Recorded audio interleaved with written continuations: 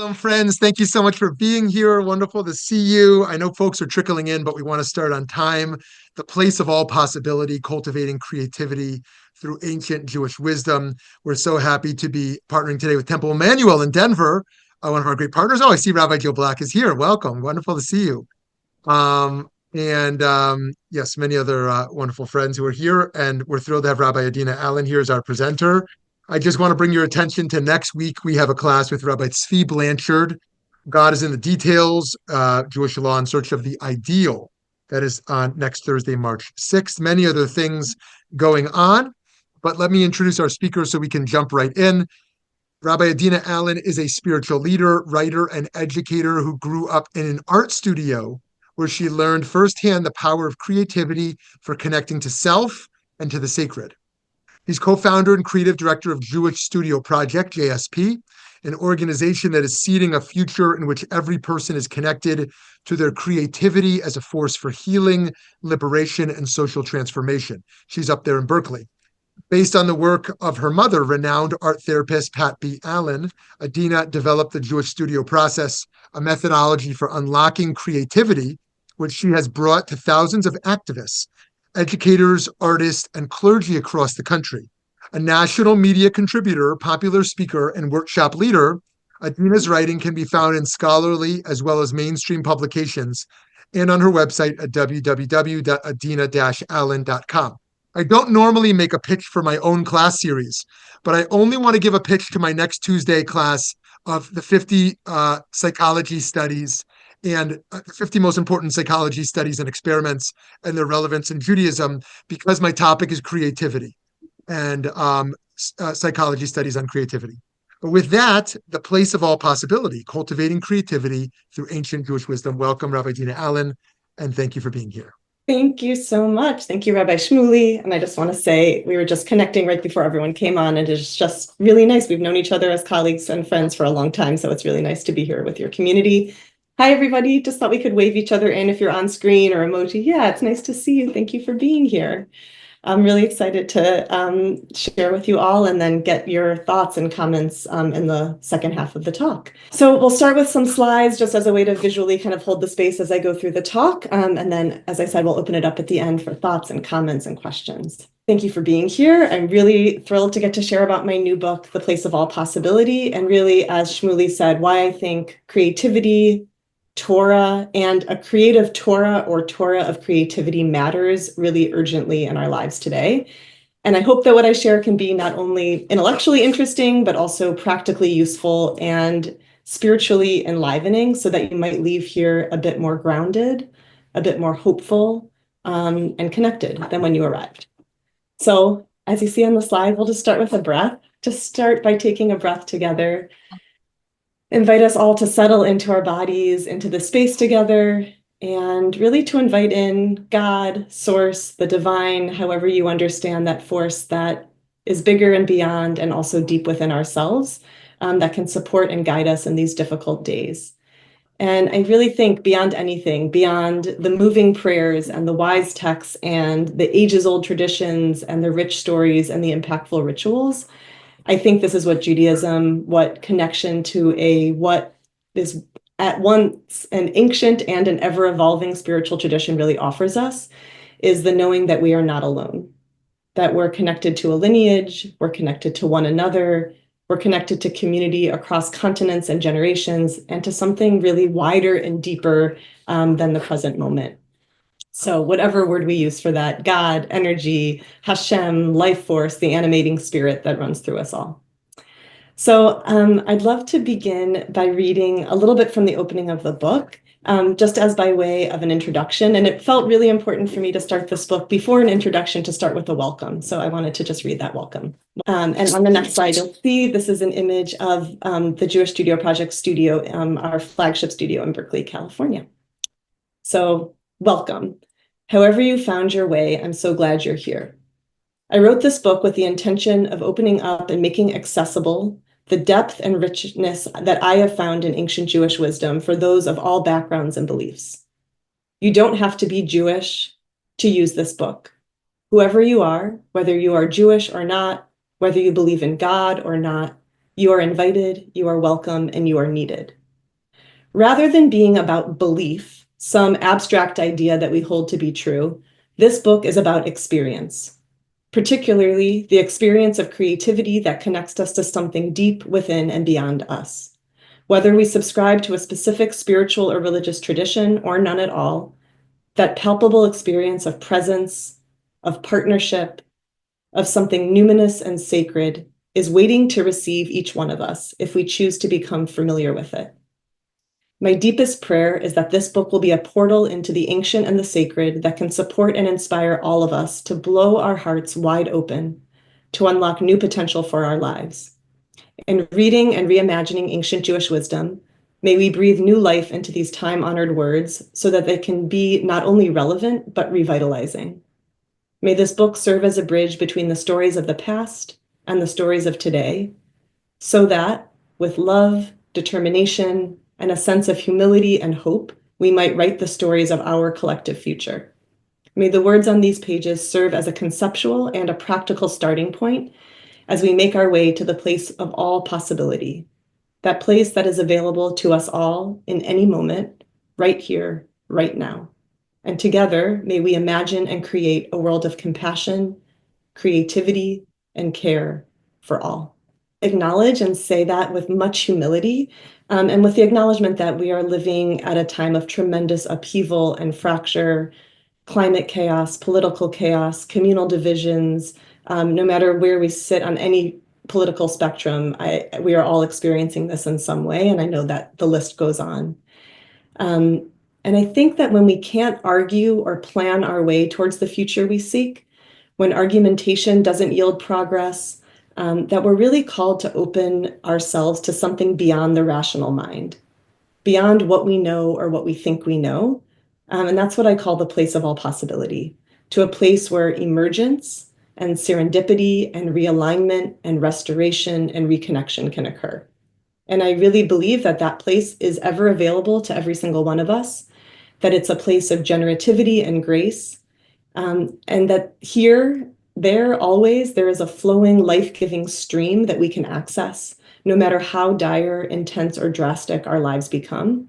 And I believe that the rich and deep tradition of Jewish texts, this creative, sacred mythology that we are invited to bring our voices to in every generation, and the practice of engaging our creativity, our unique voice, the unique insights and intuitions that come through us in the moment, are ways to access the place of all possibility, that place of recreation and renewal, anytime, from anywhere, for every one of us, whether we consider ourselves creative or not, and I'll get into that more in a moment, even in the most trying times. I often get asked what the title of this book means, the place of all possibility, and I've alluded to it already a little bit, but like, where is this place of all possibility? And I wanted to give a concrete example, both from my own life and also from Jewish tradition.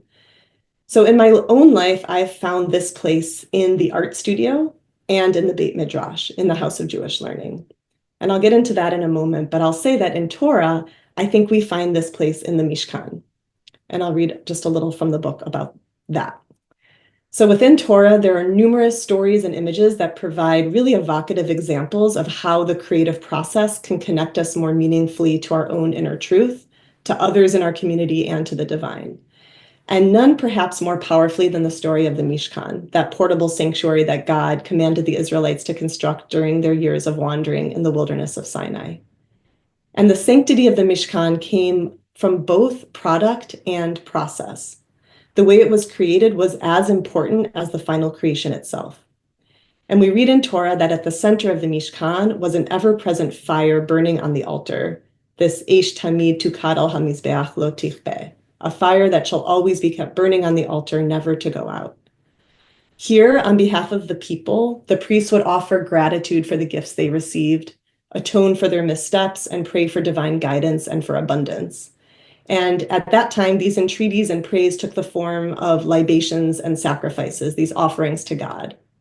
The fire on the altar of the Mishkan offers us a really powerful framework, I think, for thinking about the creative process, specifically about how each of us can kindle that flame of our own creativity and fan the sparks when we need to feed that inner fire.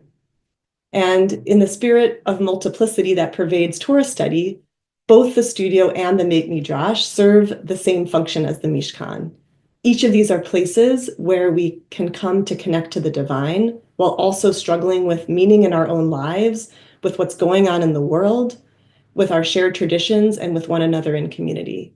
And crucially, they're both also places where collaboration, where authenticity and creativity are welcomed, really expansive spaces that are ideally opened up to all who would enter and participate wholeheartedly.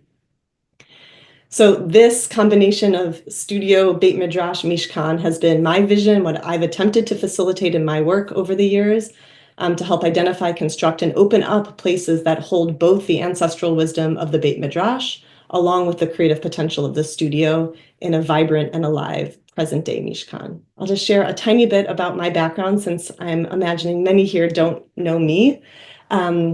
So as Shmuley read in my bio, I really say that I grew up in an art studio.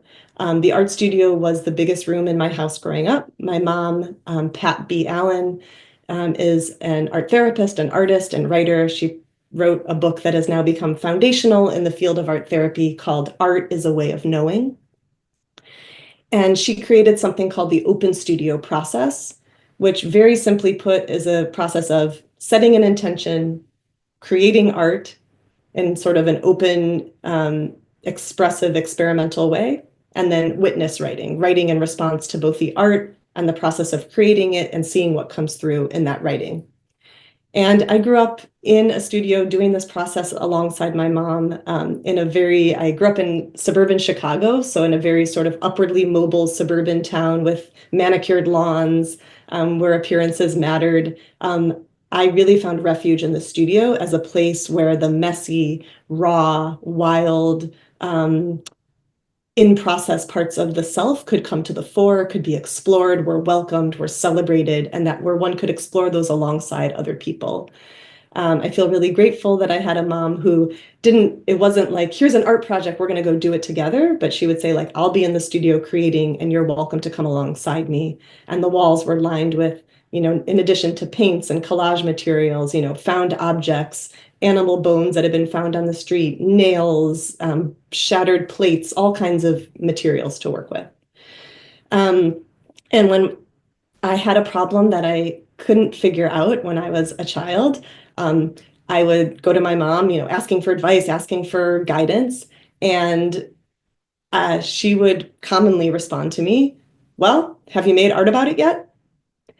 And while now that has, I will say, become the tagline of my organization of Jewish Studio Project and something that I offer to others now, at the time, as you can imagine, for like a preteen looking to their mother for guidance, it was very annoying. And I just wanted her to tell me what to do. But I've really come to value and appreciate the wisdom of that question. Have you made art about it yet?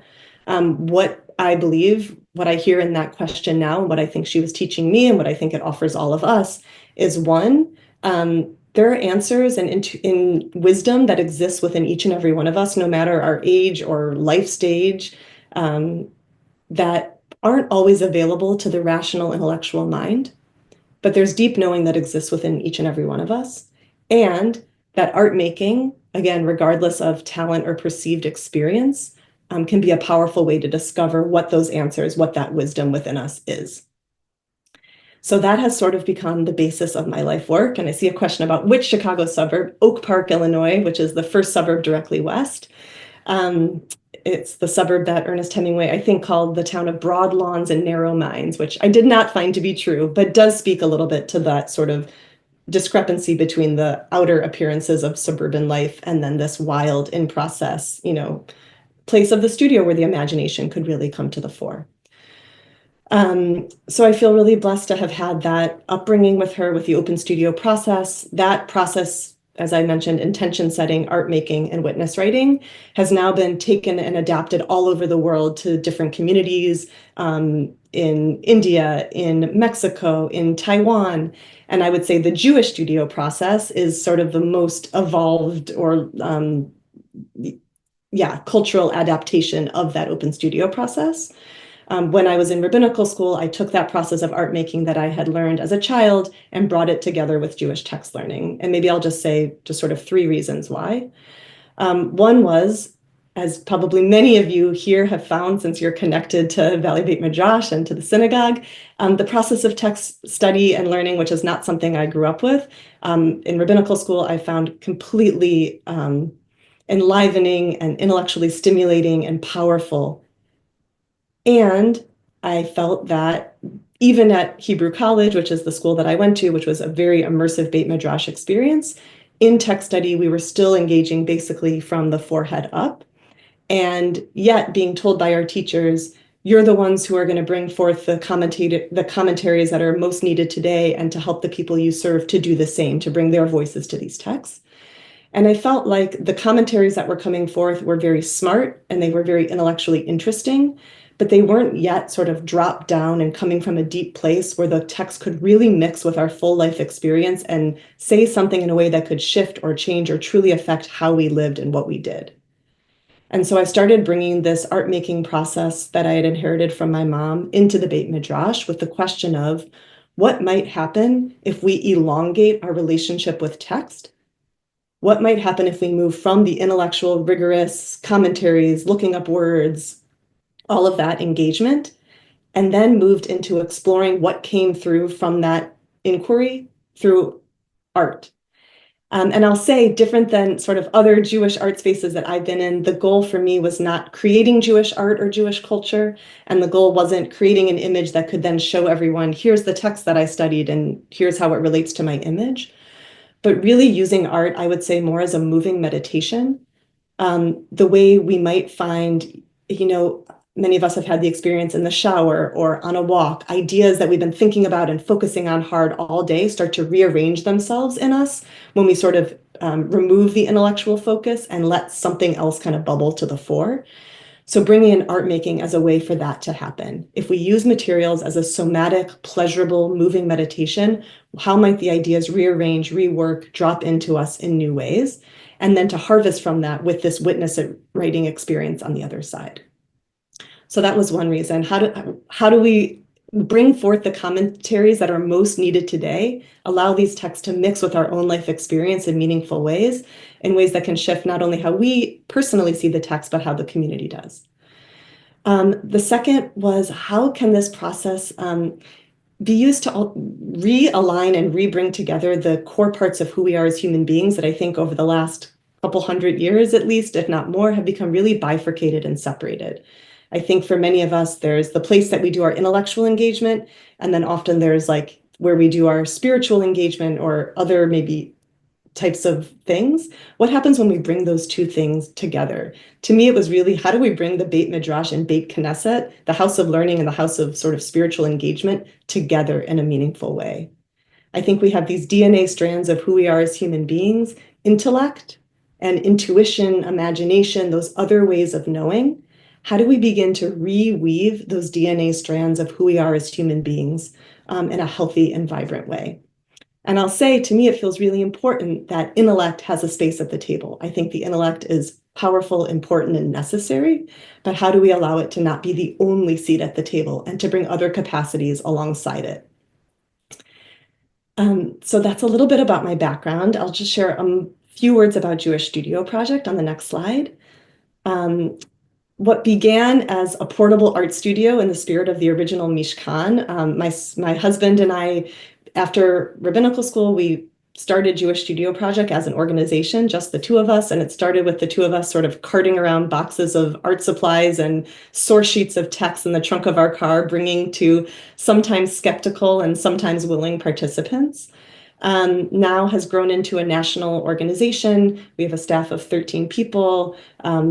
We work with, I think we've partnered with over 150 Jewish organizations alone in this past year. That is really dedicated to bringing creativity back to the center of our lives through community programs, immersive experiences, a creative facilitator training where folks are trained to bring the Jewish studio process to any community that they serve, asynchronous resources, professional development partnerships, and then local studio hubs right now in Berkeley, Los Angeles, and Boston, but growing in more cities. So I just say this just to get a scope of sort of where the work is now, and that the mission is really to activate the creative power of the Jewish community and beyond. partnering with organizations that are feeling stuck, that are looking to make big changes, that are seeking to reconnect to the power of imagination, especially at a time when so much feels stuck and intractable. We work with educators and clergy that are feeling burnt out and help them reconnect to the creative power within to sustain them through the challenges of this time, and help the Jewish community help see creativity as a vital, vital resource in the emerging future. So that's just a little bit, and happy to share more if there's questions later, but just a glimpse into that. And I'll get into some of the Torah of this book in a moment. I'll just say, next slide, one more thing about sort of creative process. That to say the creative process is not linear, nor is it easy. It's unpredictable. It asks us to follow where there is energy, to pause and grieve when there are blocks, to wait and ask to be shown what is meant to come next. And as a spiritual practice, to be in touch with our creativity is to be in touch with the oscillation between efforting and surrender, between doing and allowing. And it requires enough spaciousness to let in serendipity and surprise. And I'll just share one anecdote personally for me in writing this book about the nonlinearity of the creative process, that I had this dream and vision of writing this book. And I found an agent who was willing to work with me, and we put together a pitch and a book proposal, worked really, really hard on it.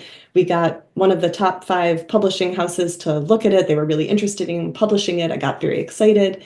And then in my meeting with the potential publisher, they said, we would love to publish this book. Could you make it, if you could make it like 60% less Jewish? And that was really interesting and sort of disheartening. And we could have a whole, what does it mean to make something 60% less Jewish? But really was a question for me. And I just share this because it may relate to creative projects that you've had or experiences that you've had, of this having to go into this question of like, is that what this project wants? Like, can I do that? I have this striving and this goal to have this creative output of this book. I'm being told that this is this creative constraint of like taking out the Jewishness. And I'll say I sort of tried to rewrite the proposal. And as I now really feel like the Shekhinah left the project, like the presence of God that was a part of this completely abandoned the project. And the project didn't happen for the next year. It wasn't going anywhere. And then I just started waking up at night at like, basically, I wrote this book between 2 and 5 in the morning, since I run an organization and have 2 small children. I'm not advocating that approach for anyone, but I just couldn't sleep and started waking up having to write this book, and felt like I'm going to write this book just for myself. Even if no one sees it, it's something that I feel is like coming through me and needs, like, just for my own creative spiritual health, I need to write. And at that time, a new publisher, they're called Ayin Press, they're an artist-run Jewish press, was coming onto the scene. I wrote an article for them, and they asked if I had a book-length work, and the rest is history. They ended up publishing this book. I'm not saying everything works out perfectly, but I am saying that there is a nonlinearity, a serendipity, and a relationship between efforting and surrendering to what is. And I feel grateful that this book came out through them and got to stay as Jewish and as much of a Torah book as it is. Let's move to slide 8, a Torah of creativity. So I can share a little bit about the Torah of this book. And maybe I'll just read a tiny bit if that's okay with you all. So this book is really grounded on 5 core pieces of Torah that have come from my engagement with Torah and creativity, that have become sort of foundational beliefs or guiding principles or core texts, I would say, to this work. And as I call them in the book, pathways to possibility. And I wanted to share them with you here. The structure of the book is, the first half is about Torah as creativity and creativity as Torah. There's a bit about the Jewish studio process, sort of a down and dirty guide to like how to do it in your own life, how to take this process and do it as a personal or group spiritual practice, learning practice.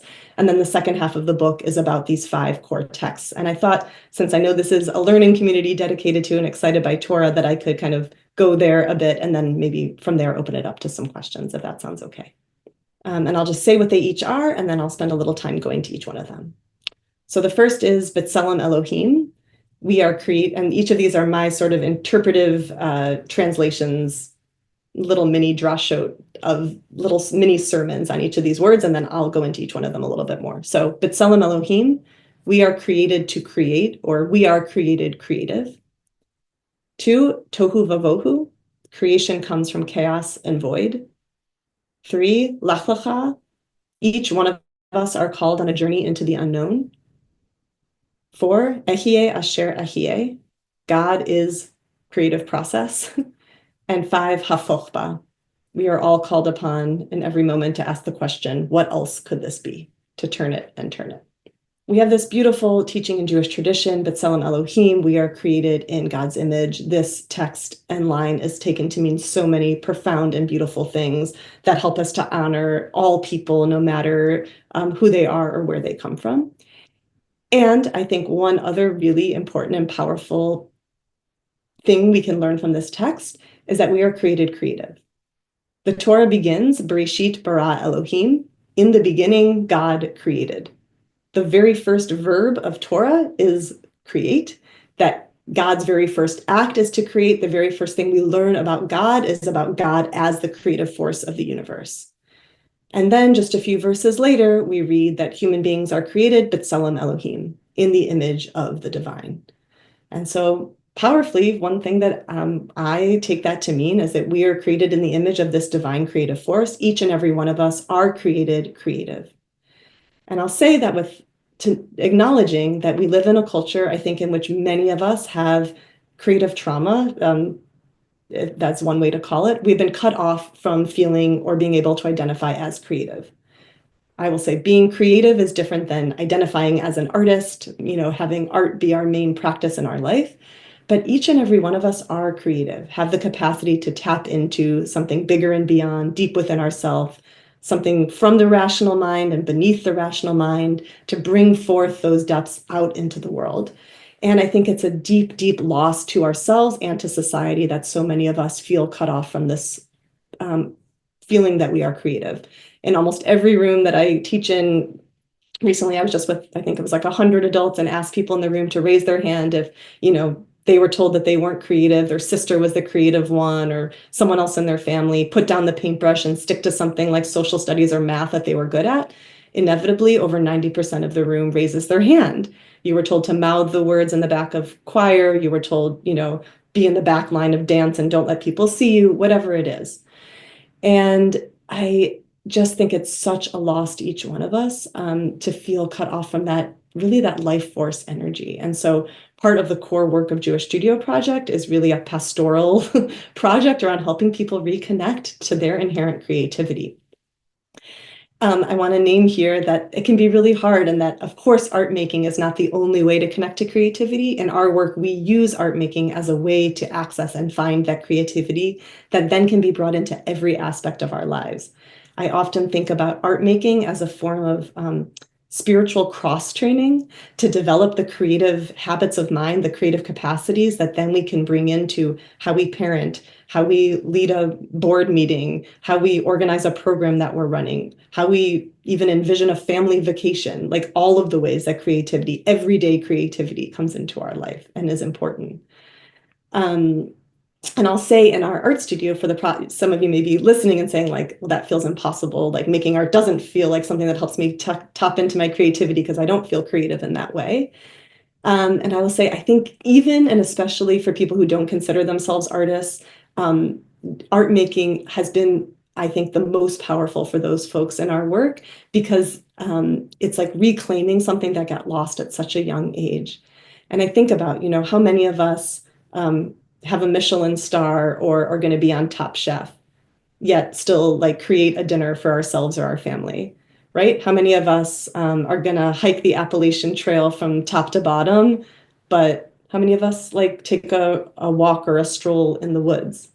So to say the same with art materials, like, this doesn't have to be art making. I think we're told if we're not good at it, more than any other discipline, we stay away from it. There's an immense amount of shame that gets layered upon art making if we're not sort of one of the few who are told that we are good at it, and we never touch a paintbrush or markers, or, unless we're with a grandchild or with a child again. And I just think that's a deep, deep loss.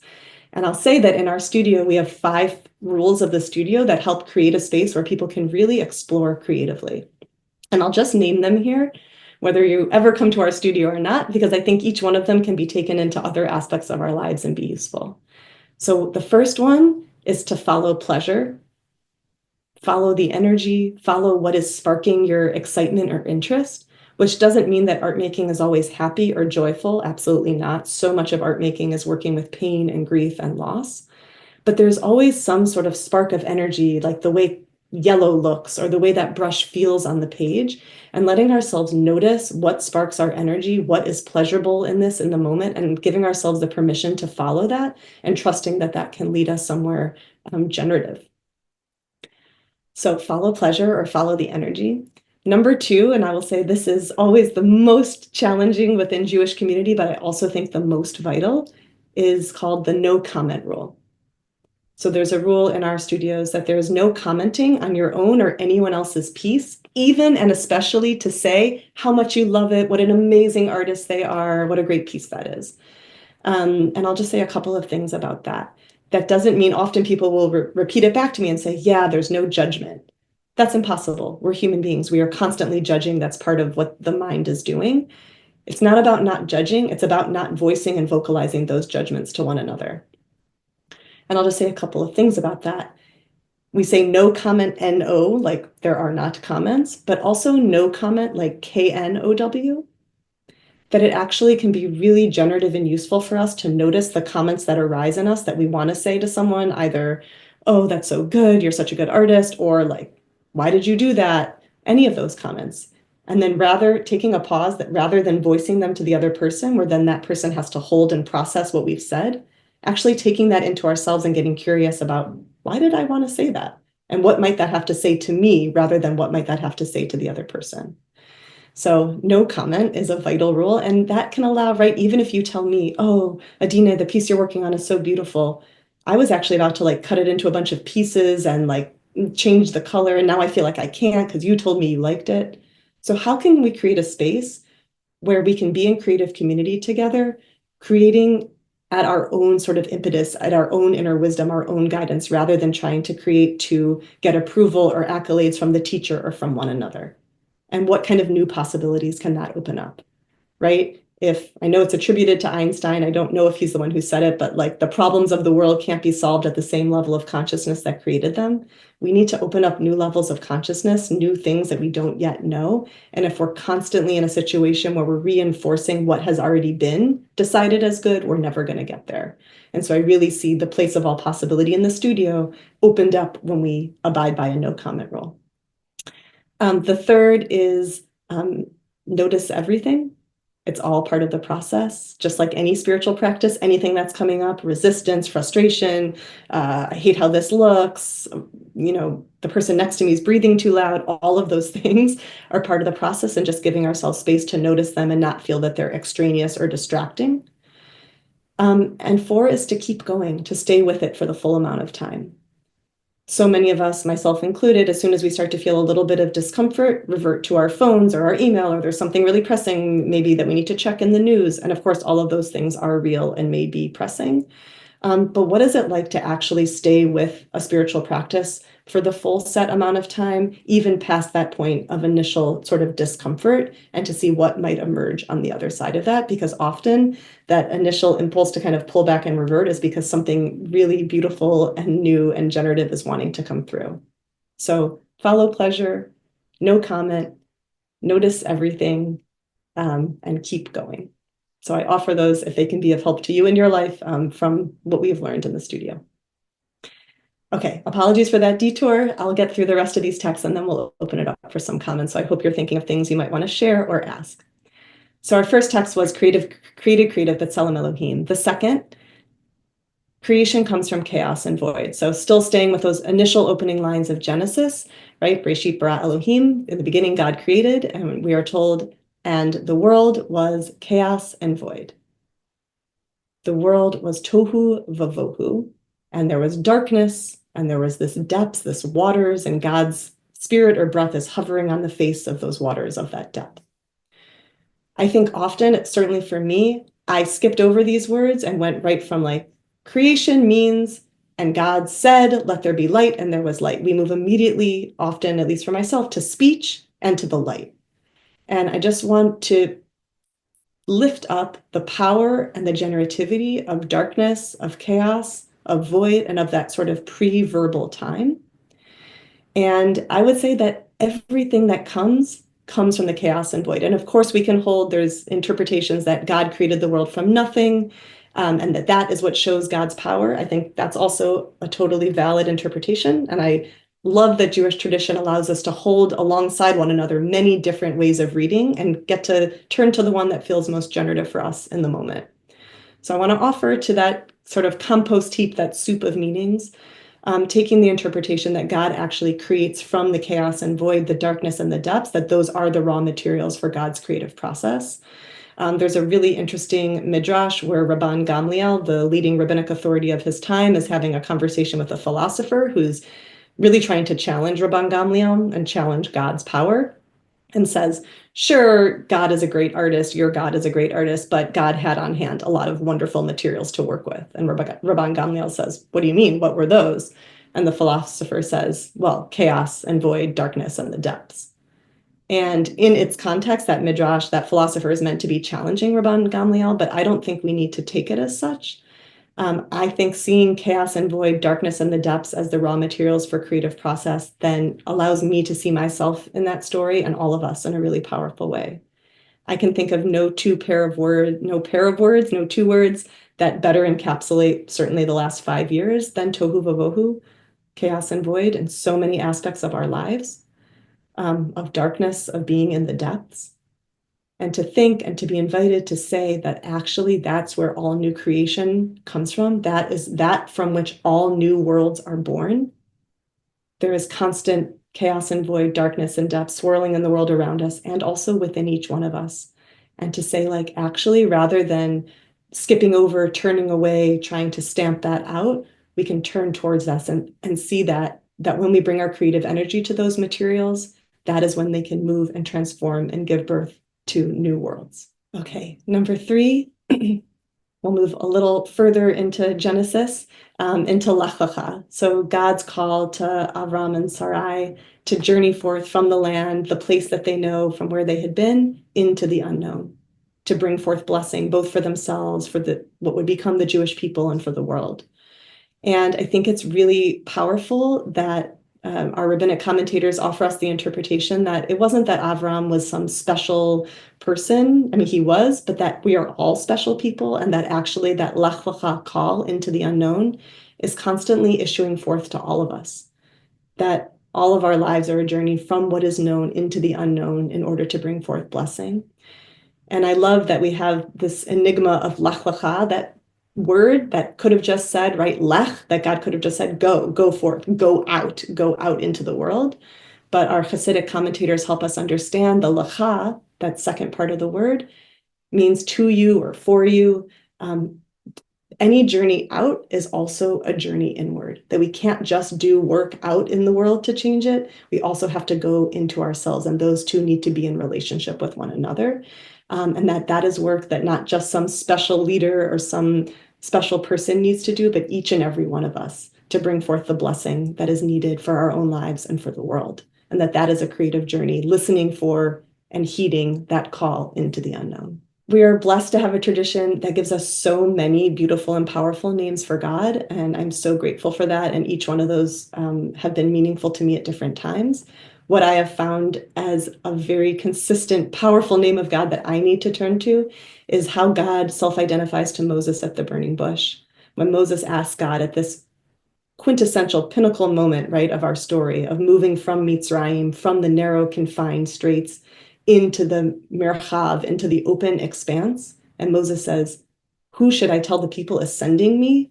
And we might expect God to say, like, God, Tsur, the rock, or God of war, or God of conquest, or God of might, right? Something we can hold on to and trust in this extremely challenging move out of Egypt. God instead says, tell them, Ehyeh asher Ehyeh is sending you to them. Tell them, I will be that which I will be is sending you. In other words, tell them that the force of transformation and change is sending you. So I love thinking about God self-identifying as process, as the creative process of becoming, and as us in relationship with God as also in that creative process of becoming. And that when we are in that place of creativity, of becoming, of transformation and evolving, that is when we are able to move from the Mitzrayim, however that manifests, from the narrow straits, globally, collectively, individually, into the Merchavia, into that wide open expanse where God can meet us. We'll jump out of Torah a little into Mishnah, but this text that is so beautiful that says, Hafoch ba v'hafoch ba dekula ba. That we are meant, in its context, it's talking about Torah, how we're meant to approach Torah. We're meant to turn it and see it from ever new perspectives. And just an invitation for all of us to take that text out of just Torah, which of course that's a powerful way to approach text, but to see it as a creative instruction for us in life. How do we turn it and see it from ever new perspectives? The it being ourselves, the person across the table from us, the newspaper headline that we're reading, the story that's being told about what's happening, right? How can we take what we're being given and develop the capacity, the agility, the curiosity, the bravery to turn that and see it from ever new perspectives?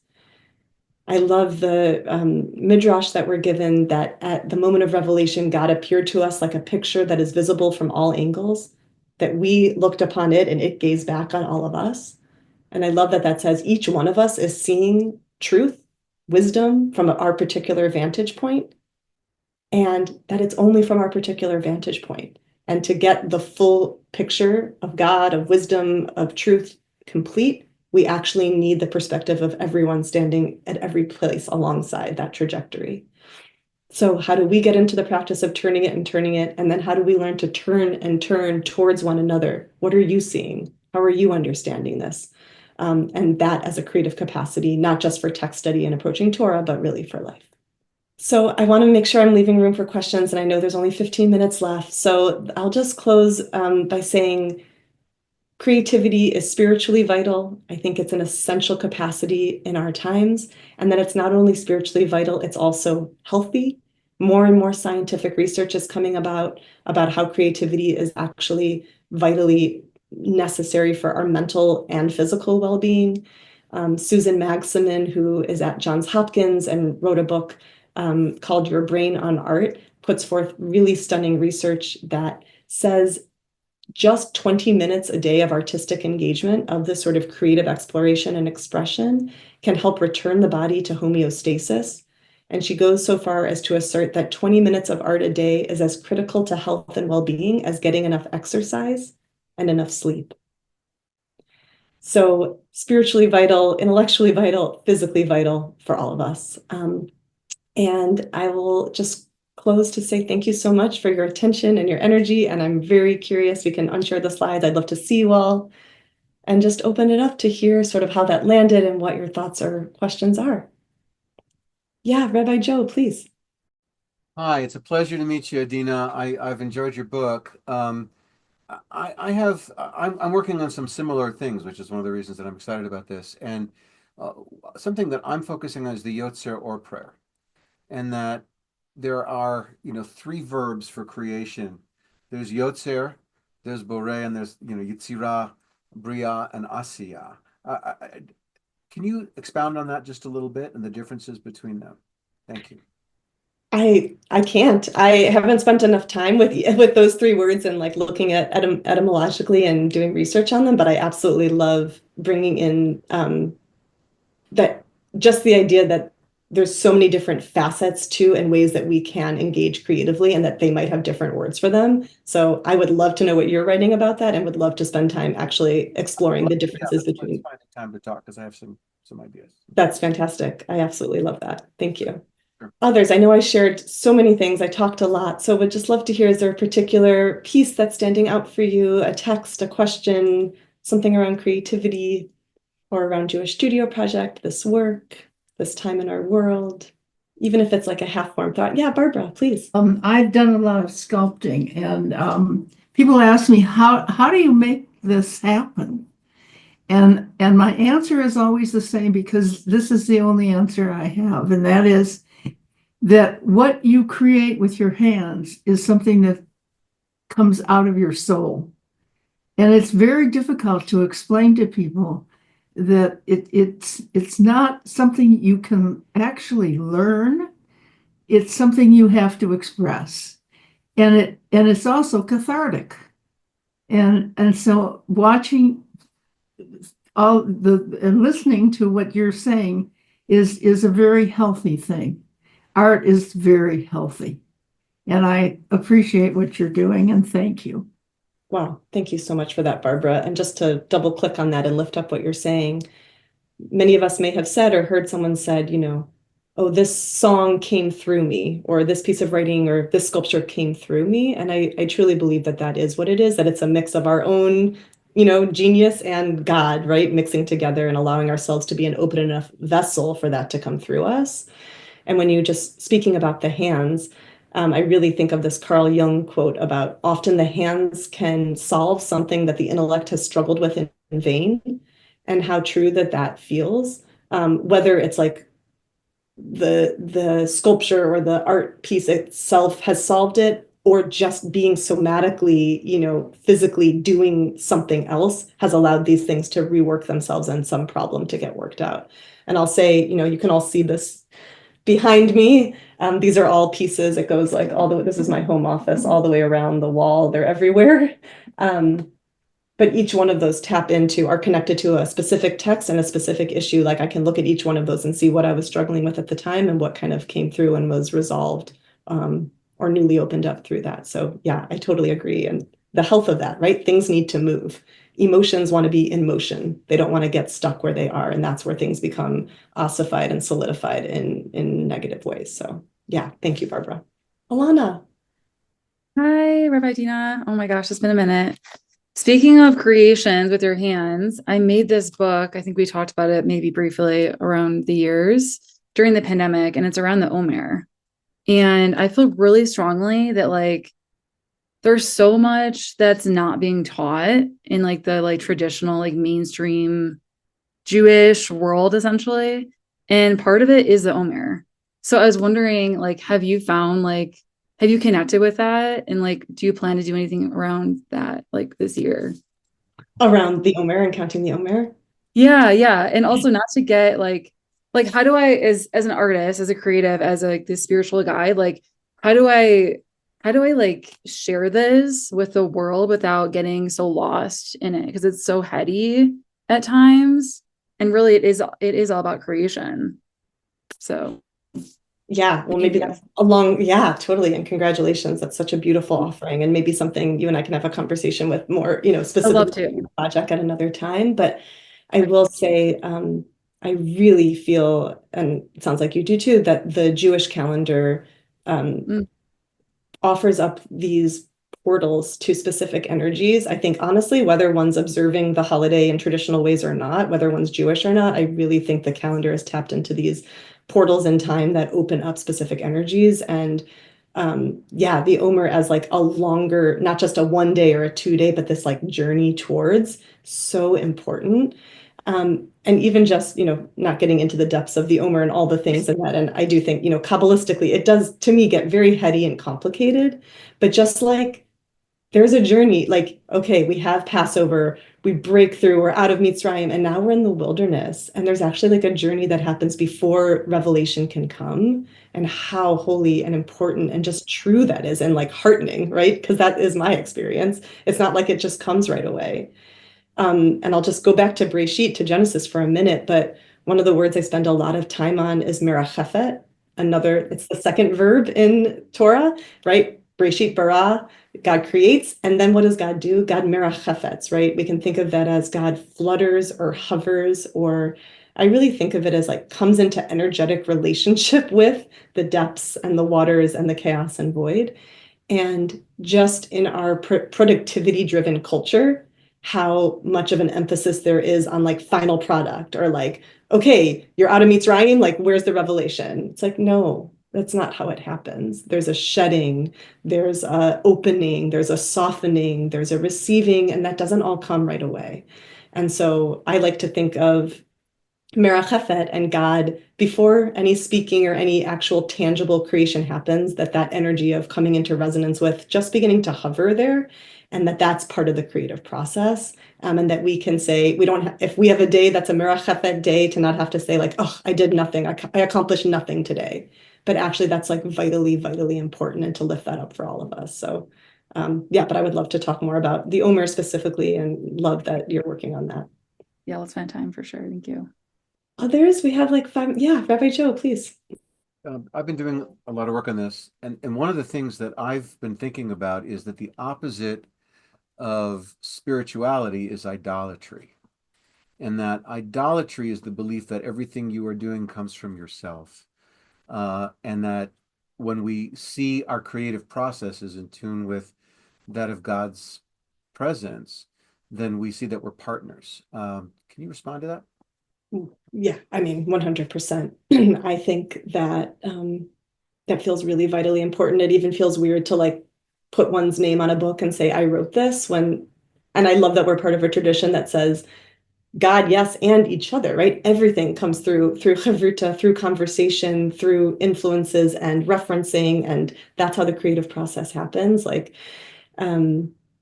I do think it becomes idolatry, becomes stuck and hardened when we think of it. And I found that even in my own work, when I start being driven by ego, which happens to all of us, certainly with this book project, things harden and ossify, and then like God's not there anymore. Like it's not moving. And we can know that something is moving when we feel God coming to us. Again, energy, life force, and whatever word we use for that. And I do think it's a partnership, and that's what makes it challenging, right? Because there is some amount of efforting and doing on our part that has to happen, right? It's not just a like you lay there and surrender and then the creative output comes through. But there's a constant oscillation. That's the word that really has felt important to me these last few years, that back and forth between efforting and surrendering, between our own thoughts and ideas and machinations of the mind and doing, and then like opening and receiving something beyond what we already know. So I think the more deft we can become at oscillation, that back and forth movement, the more we can become willing and collaborative partners with God. And I actually talk about, even maybe it's blasphemous, I don't know, but I think it's really there in the text from Proverbs, of thinking about God as having a creative partner, right? We have Chokhmah talking about like, I was with God from the beginning. And I love picturing this sort of like old wild woman energy, or I don't know what it is, but like partnering with God, that God had a chavruta maybe. And maybe it's just a part of God's self, right? If God is one and it's all one. But as God having this creative chavruta partner in shaping the world, and that none of us do anything alone, right? Even the idea of ourselves as a singular being is a false notion by science, right? We're made up of millions of other cells of other beings, fungi, viruses, bacteria. What even is a self? So I think acknowledging and feeling into that multiplicity and symbiosis that exists in every moment, on the cellular level to like the big spiritual level, is vital and is really needed in our world today. Maybe one more question or comment, or Alex, is it time to close? Oh, it's okay. I was just going to ask Marlene. I thought I saw your hand up earlier, but wasn't sure. Yes, thank you. Rabbi, I just wanted to thank you. It's so affirming, particularly the part about this being a different, something apart from the traditional notion of productivity.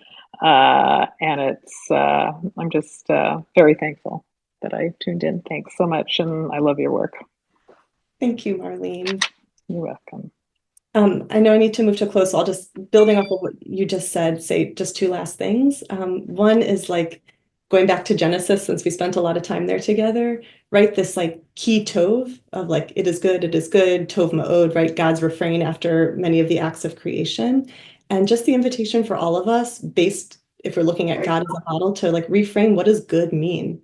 Good doesn't have to mean it's certainly in Genesis, it doesn't mean it's perfect and complete, right? Creation happens again and again after each one of those tovs.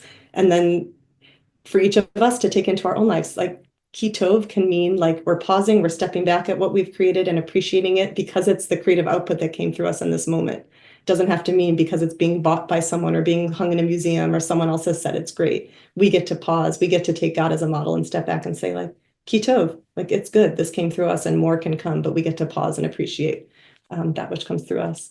And maybe I'll just close. I think Rabbi Joe mentioned it, but I wrote a blessing for creativity. We use the traditional blessing for Torah study when we engage in Beit Midrash in the Jewish studio process. And I felt like we needed a blessing. People were asking for a blessing for creative process. So whether this lands for you or not, I'll just offer it and feel free to, let it land however it does. Baruch atah Adonai mekor hachaim, shebara otanu betzalmo, umazmin otanu lechadesh b'chol yom tamid ma'aseh breshit. Baruch atah Adonai, yotzer otanu yetziratim. Blessed are you, source of life, who created us in your image and invites us daily to renew the work of creation. Blessed are you who created us creative. So may we remember that inherent creativity and take it out into any aspect of our life where it can serve us. And I'm really grateful, Rabbi Joe, Rabbi Shmuley, and Alex. Thank you so much. And thank you all for having me. Thank you so much for being here. It was a pleasure to learn with you, and thank you all for joining. You can learn about all of our upcoming programs and events on our website. You can also catch all of the recordings, including this one, in our learning library on the website. I shared the link to purchase Rabbi Adina's book in the chat, so please check that out as well. And thank you all again for being here today. Enjoy the rest of your day. Thank you.